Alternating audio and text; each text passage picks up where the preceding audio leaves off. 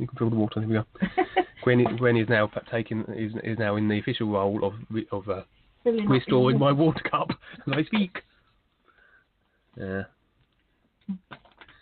Yeah. So I say the astral projection thing was a very valid experience, but sound effects of water. And I mean, as I remember, Dwayne was saying that Paul actually, in the Eckankar days, he would actually teach people astral projection because it was a very valid experience in which people would then have literally confirmed to themselves that they are more than just the vehicle. Because by exiting the vehicle, it becomes very apparent that you are not just your body. You actually can exist beyond it, and therefore proving to yourself that your body is merely a vehicle. I remember once I spoke to a friend of mine about reincarnation, and he would scoff at my claims, and then he would scoff a mince pie. And then after he did a lot of scoffing, I said, Yeah, what did you say? I said, well, I told him about astral projection and how I had been doing my astral projection practices, and he accepted that. And then I said, so by the very fact that I'm projecting beyond my body, does that not suggest to you that I can exist outside of my body? Thus, if my body was to die, then obviously what animated it would move on, and surely then that is evidence of reincarnation. And he accepted that and goes, yes, that makes sense to me. So, there you go. But yeah, it's a very valid experience, and as I say, it's a very interesting practice. Again, it can become a bit of a thrill-seeking thing as well. You can get a bit too much involved in it and embroiled in it. And again, I mean, all you're doing is basically leaving your body floating around at the mercy of all the creatures out there, which is a bit risky. And, again, it has nothing to do with your real awareness. It's not going to help you in any way recognise these or recognise your intent or your real awareness. It's simply chasing more thrills, and really it just won't get you anywhere. But, you can have some valid experiences. I'll tell you some experience I had with my astral projection that could be construed as rather dodgy and dangerous. Interesting enough, our teacher, a bloke called Todd Akameses, he assured us there was no dangers or inherent risks whatsoever in such practice. But even before I even learnt it, some of the experiences people were sharing, I could see, maybe there could be dangers. And one person who was there said that there was one point where something was trying to grab him in astral projection and pull him through a portal. And he was saying he almost had a sense that were this creature successful, he may have ended up trapped there, and then perhaps on the physical level, he would be in a coma for 20 years. And some of my experiences, when I was doing out-of-body experiences, one time I went to the land of the spider people. And as you can imagine, they were half spider, half people. The people's on the top, spiders on the bottom. And I chatted to these individuals. They seemed quite friendly and accepting of my presence at first. But they'd also told me, you must leave when nightfall comes because we turn very aggressive. It is part of our natures. And if you are to remain, we will attack you. There's nothing we can do about it, because that is what happens. And so on. And then, but I thought, out of curiosity, I'll hang around. So I did. And as they told me, they became very aggressive and attacked me. And then something would suddenly grab me from behind. I never knew what this thing was, but it suddenly pulled me back very sharply and very quickly, and I was pulled out of the experience. And I even remember to this day the sensation of being pulled very rapidly backwards. And I suspect even then maybe guides were watching me and possibly keeping an eye on my activities. And it's very likely that one is the individual that extricated myself from this very dubious spider-orientated predicament may have been one of these guides, but we will never know. And another one, I went to a funny place, and it was, again, these are probably all areas in the astral. And in this particular area, and when I did an outer body, I encountered a group of very bizarre-looking creatures, almost like a set out of Star Wars. And after talking with them a little while, I said, "Take me to your leader," to coin a corny phrase. And they said, "Yonder." And they would point me over in a direction, and I went over there. Now I came across this arena, and in it was this strange dragon-like creature. And for his entertainment, all these various humanoids and creatureoids, all battling and fighting each other for its entertainment. and I didn't have much chance to speak to this individual because he would try and grab me and make me one of his combatants but I managed to escape his clutches and leave that situation and turn to my body. So as I say, astral projection, be very careful and wary, because it may seem like fun, and yes, you can have some good experiences, but eventually the experiences will catch up with you. You will become the effect of them, and by that you'll have holes in your aura. You could become very ill. You could have all sorts of phenomena. You could end up with entities attaching to you and cause you all sorts of issues on the physical. So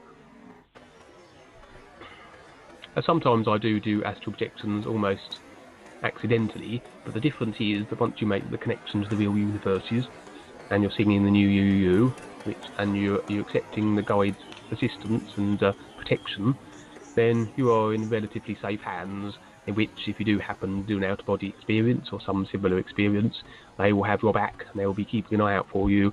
And there are lots of situations in which the guides have stepped in and sort of helped helped me in situations like that, and saved me from what could have well, who knows what could have happened, but they would step in and help me out. And then later on, just the astral projection was the last thing that I would do before I came across the New You presentation. The process that seems to drive people on, at least for me anyway, and I suspect for many, is that you always have the urge to look for something else, and you find that something, and you think, this is it, this is the ultimate, this is like the expression of, this is like the best expression of everything you could possibly find, and anything you've always wanted to find is encased in this thing you have now found. And yet, after doing it a while, it seems to become a little bit boring and a little bit mundane, and you always feel there's something else out there, and it spurns you on. And then you find something else, and the same thing. You think, oh, this is it. This must be the ultimate thing. This must be the final thing I've been seeking, and there can be nothing beyond this. And yet, you feel the urge to move on again. And so, even with the astral projection, and the reason why I did that was I felt that, obviously I was very interested in conspiracy theories and all the information that was circulating around on the internet and so on and so forth. But I felt that how can one possibly know what is real and not? And I thought, well, it makes sense to try and find my own answers. And that was one of my motivations, the astral projections. I felt that through doing that, maybe I could access information for myself, talk to maybe aliens or beings out there, possibly even maybe find the Akashic records or something of that nature. And anyway, it was the process of wanting to always look for something else that would lead me to go searching through the internet again. And I stumbled across a recording by an individual called Gwen, and he was called Gwen the Great Writer, and he had done a series of informations that were across 7 recordings that went on about an hour each. I can't remember what they're called now. They're called they all had individual names, but the overall word, what he called them, and what they were called. Anyway. And it was a recording done by an individual called Anton, and I listened to it, and I was absolutely captivated by the information that it contained. And I would listen to all 7 of them over and over and over again. I was very fascinated by the fact it actually broke down how creation worked, and about the real universes, and it talked about the whole matrix incarnational trap.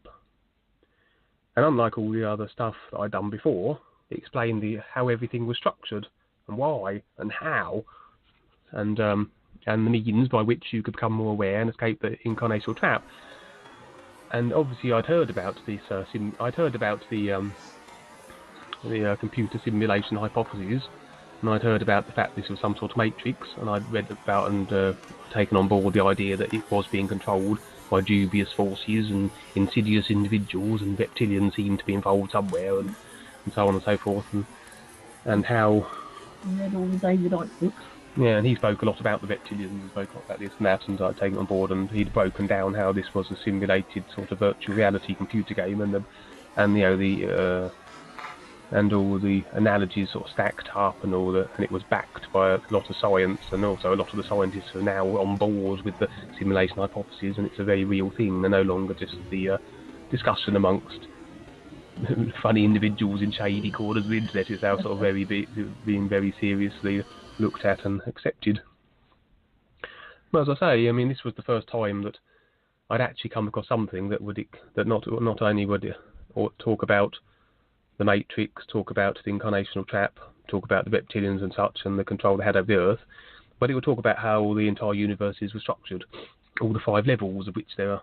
You have the physical and astral, then you have the causal and the mental, and then you have the ethereal, and the deep dark border is the part, and all those 5 levels were basically the physical psych realms, as they call them.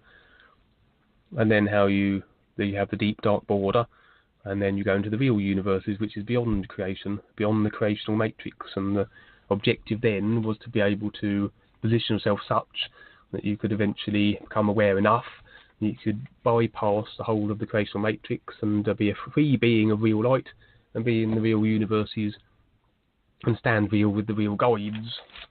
And I found that very fascinating, and again it was information I'd never come across before, and so it was very refreshing and it made a lot of sense. And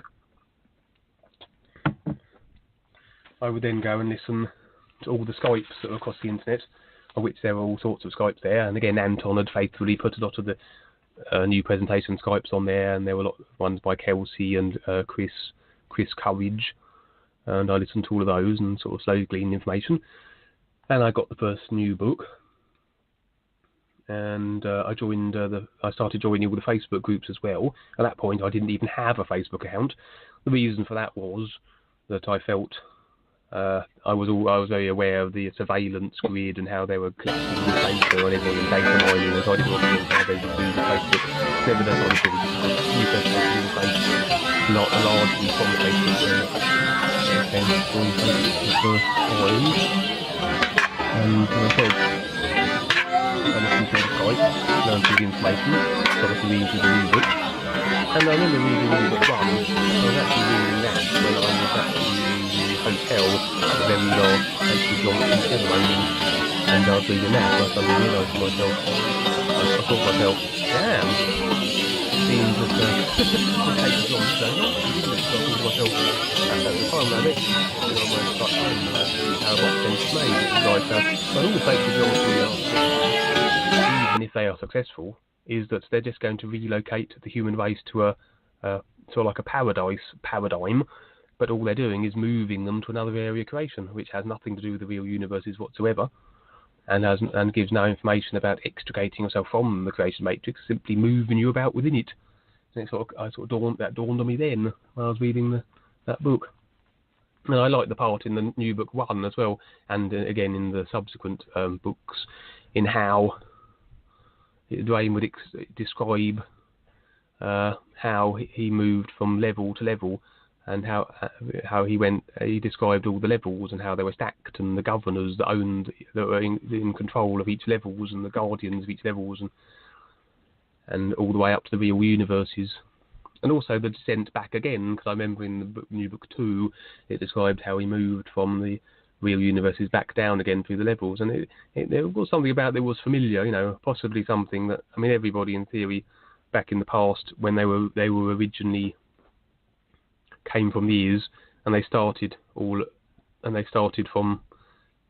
as little amoebas or wherever they began, sort of thing. There must have been a point where they must have moved through the levels to be positioned there. So I wonder if even that long ago there's some sort of familiarity that stems from even those long ago times. And then I started attending some of the Skypes. I began to edit some of the Skypes too, and I still do the editing to this day, and I share in various other ways, sort of things, as much as I can. And it's been about, I first found the new presentation in November 2017, so it's been about 1 year and 3 or 4 months, I think.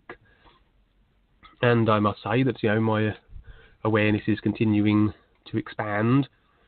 I'm having all sorts of experiences now. My dream arena's really opened up, and more often than not, I have an exciting adventure every night, and much more so than ever before. And the same with Peter. I mean, Peter said the same thing. My father, he became interested in this as well when I gave him one of the books to read, and he said the same thing. It's really opened up his dream arena as well, and he's having all sorts of interesting dreams. And I found that now with part of the process is that yes, you become more aware.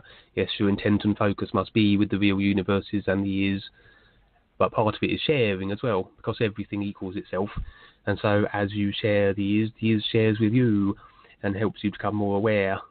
And part of the sharing is basically sharing the new you, the most basic form of it, sort of thing, and whatever ingenious ways you can think of to do that. And I found that the best way to share with individuals is simply to come at it from a point of view of dreams, because I was thinking to myself, how on earth could I drop the new presentation into a conversation and speak about the new you?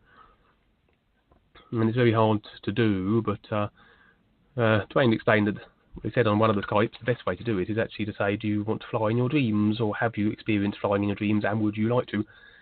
And so I've got into the habit now, in a conversation, I'll just suddenly drop into it.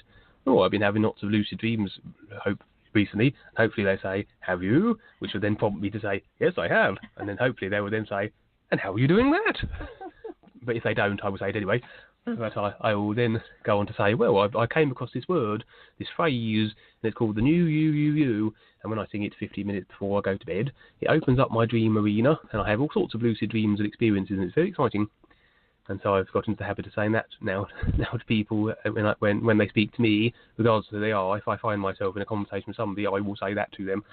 And we have all sorts of other methods of sharing as well. We will distribute little stones that Gwen has been lovingly painting and making them look very pretty. It's almost a shame to put them out on the streets, because we basically distribute them all over the place in car parks and all over the place really. And where we go, we pop a few stones here and there.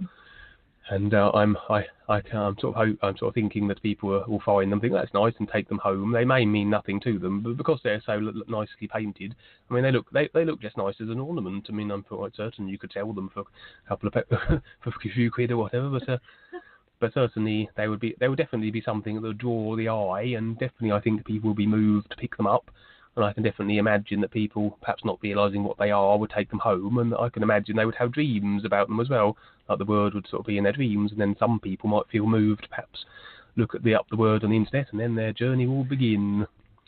And I have my little business cards too. I always have a stack of business cards that I have printed with the information about the new you and the websites. That everywhere I go, I'll pop them in here and there. And if I go to supermarkets or shops, I'll poke them in the little shelves and things like that, and I'll leave a little pile of them on a handy desk and things like that. And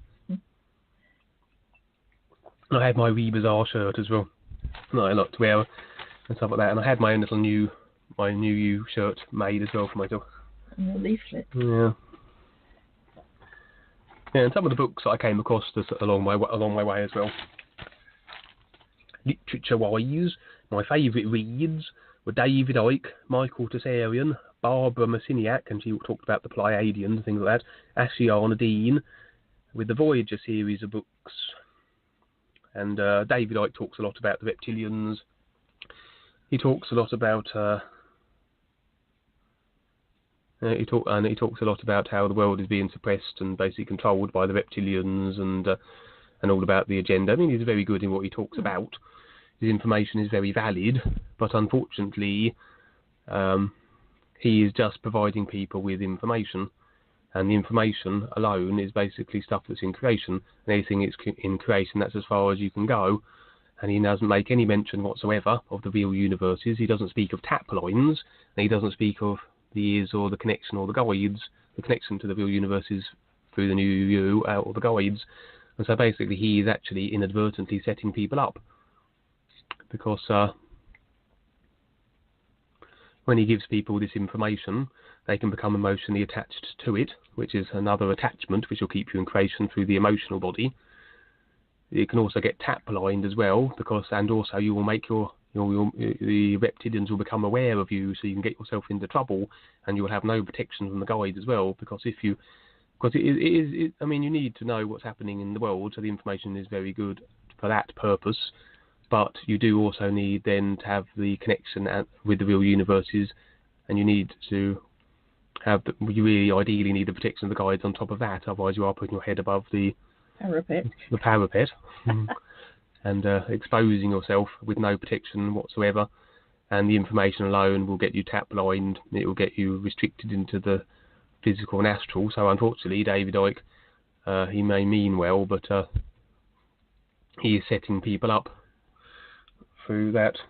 And so And that would be the same with a lot of the researchers as well. They're providing the information, but will not tell you what to do about it and how to protect yourself from the situation through your real awareness and the protection of the guides. And they will not talk about tap lining, and they will never mention the real universes and how you can make the connection with these.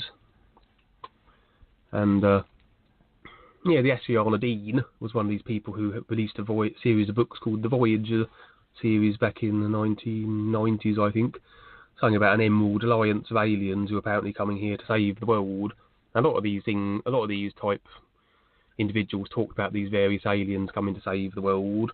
And apparently, another one was David Wilcox. He always spoke of the blue avians who were coming here as well.